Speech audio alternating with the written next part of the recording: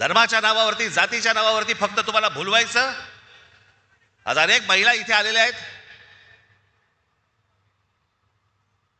ती ह्याची योजना आणली, काय ती लाडकी बहिणी योजना. लाडक्या बहिणी योजनेबद्दल 1,500 रुपये दिले. महागाई किती वाढली हो.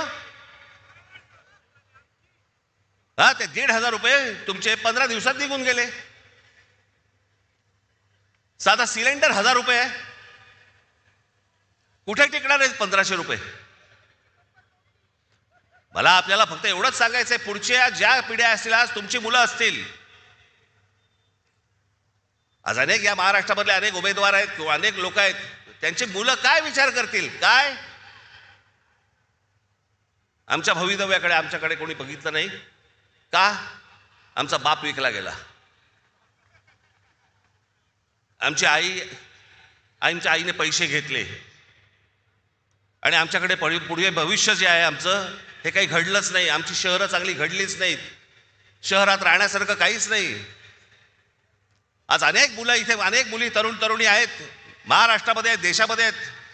का परदेशी जातात हो. कशासाठी परदेशी जात आहेत. शिक्षण तर इथेही मिळू शकतं, कदाचित नोकरीही इथे मिळू शकते, पण जात आहेत कशासाठी.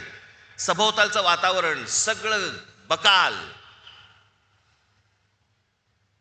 रस्त्याला चांगले फुटपाथ नाहीत, ट्रॅफिक वाढलाय, रहदारी सगळीकडे, कशाला काही आटोक्यातच नाहीये काही गोष्टी.